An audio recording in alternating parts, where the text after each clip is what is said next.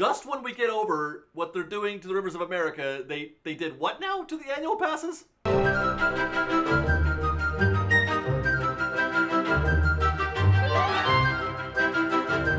there I was, Fresh Baked, scanning through Pop Mike's Instagram account looking for some photos when I found his post about the price changes to the annual passes. It was a total shock to me. So they're raising prices again? Was this expected? Did anybody know this was coming?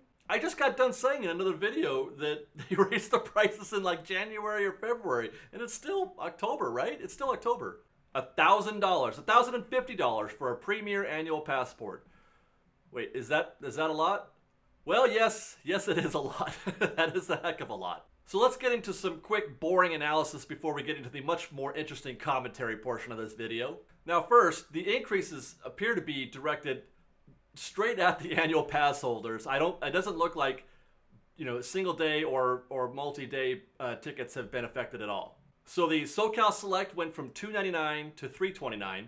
Deluxe went from $549 to $599. And the Premier went from $749 to $1,049. It also went from being called the Premier Pass to the Signature Plus Pass. And then they've added another pass just below that, which is the signature, just the regular Signature Pass, which is essentially the same thing as the Premier or the Signature Plus, except for a 15-day blackout period between December 19th and January 2nd. And an added little treat for you Signature Pass holders. You get now you have access to unlimited Photo Pass downloads. You no longer have to pay for the pictures, which were quite expensive. So that's your thing. That's a pretty healthy benefit. We don't take advantage of that because I've got more pictures than I know what to do with between Mike and Sarah. But it's probably pretty good for a lot of you. So what are the takeaways here? Well, the first thing that I noticed was that this price increase not only is directed at annual pass holders, but it appears to be directly pointed at me. As a premier annual pass holder and somebody who goes to the park every week, no matter what, rain or shine, they are saying me, are going to pay more.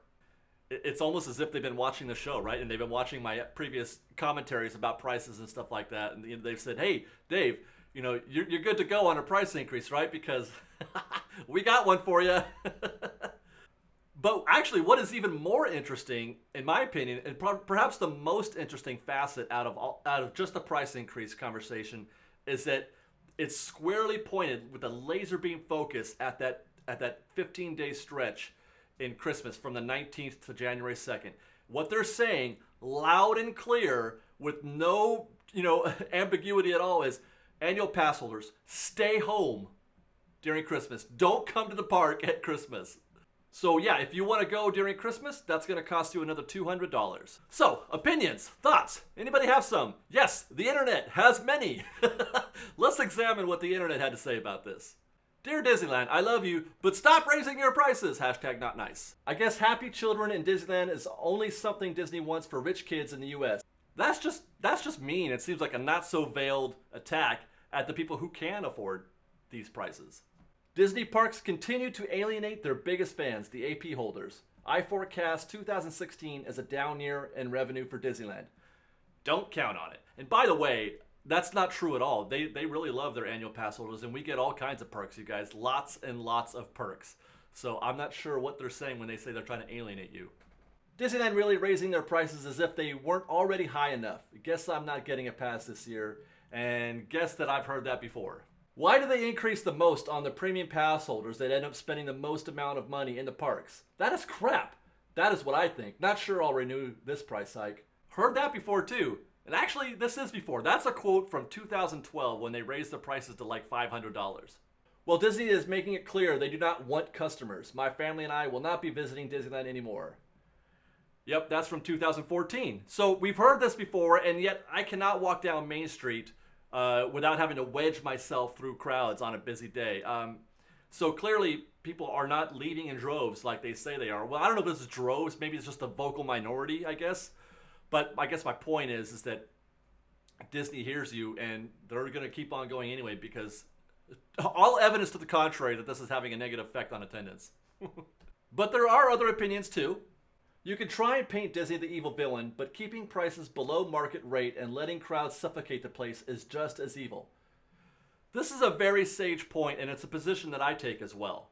Disney has no choice but to raise prices. To do anything else is just bad business, both in terms of profit and in terms of customer satisfaction or customer experience. You reduce the prices, and you're going to make less money, and you're going to make it easier for more people to get to the park. So I don't understand how this is supposed to, be a bad business move on Disney's standpoint. And this goes right back to our previous discussion about overcrowding and supply and demand. My issue with Disneyland isn't with pricing at all. It has to do with supply. We need more park. We need more supply. Now, some with a voice have argued that Disney's increasing ticket prices as a measure to manage demand is Disney's way of deflecting the blame from them and putting it on the customer. And I mean, I guess in a way it's true, but what would you expect them to say when the press asks them, why did you raise your prices? Would you rather they say, we're raising prices because we can and we should? And by the way, the answer to those questions is yes, they can, and yes, they should. But to say anything like that, or anything else, really, it would just sound crass. It would sound uncaring to the average guest. So they have to say it's a reaction, that they're only reacting to the market, which really they are. The reality is that raising prices is not a means to reducing demand. At least in so much as it's not really ever correct to reduce demand. You want to keep demand as high as possible for as long as possible. And that some with a voice have argued, mice chat, that Disneyland has done very little, in fact, to create more supply for its guests. They went so far as to call DCA, Disney's California Adventure, a half measure. But let's be clear about something, everybody. DCA, California Adventure, is a fully featured theme park. It's a complete theme park. It is by no means a half measure. It is 100% a full measure. It might have sucked in execution, but it's still a complete theme park and a response to give more supply to its customer. And yes, like I said, it did suck. But what did they do to answer that? They put another $1 billion to make it better, to make it like what we wanted. And $1 billion, by any measure, is not a half measure, okay? Oh, and by the way, they're also building a new land and another parking lot. So yeah, I'm of the mind that they're doing as much as possible within the constraints of what they're limited to, in their environment, in that there's not a lot of real estate to go around, and they have to kind of manage that very carefully. But let's get back to pricing, because the more I talk about that article and supplies, that's the one that really gets me, I want to talk about that really deeply. But this is a video on the pricing of the annual pass. So let's get back to that topic real quick. And on that note, my final word on this is that I am going to pay the $1,050 for the Signature Plus pass, because I cannot and will not take those 3 weeks off during the Christmas holiday. But the rest of you can get an $850 pass and get 350 days of Disneyland, and that's a pretty good deal. That's a pretty good deal if you ask me. But to those of you who still are truly upset at the prices, never mind all the logic and good sense you can make of it, that Disney can and should do it. I really, my heart goes out to you guys. I really do feel for you, the very depths of my being. I feel for you. I really do. It's easy for me or anyone else on Twitter or whatever, or who want to counter your arguments, to tell you that you should speak with your wallet and to boycott Disney and tell them that you're not going to pay these prices anymore by not going. I'm not going to go to Disneyland anymore. You're not going to go to Disneyland anymore. Or don't go if you don't like it. Sounds great in theory, but there's only one big problem with that, and that is that Disneyland is amazing, and who wants to be left out of that? I don't want to be left out of Disneyland just because I can't afford it. Disneyland is for everybody. So I absolutely don't blame anyone for shaking their fists and telling Disney, I won't stand for this and I'm not going to pay for it anymore, and then you go anyway. I don't blame you for doing that. I don't. And let me add this as well. This goes to those who are asking or suggest that Disneyland get rid of the monthly payment option and make people pay all up front. Seems like a great idea, but I think it's a terrible idea, because it creates more exclusivity to Disneyland. It makes it it's less inclusive, more exclusive. For some, that is really the only way that they can afford to go to Disneyland. And I am not about saying no to anybody.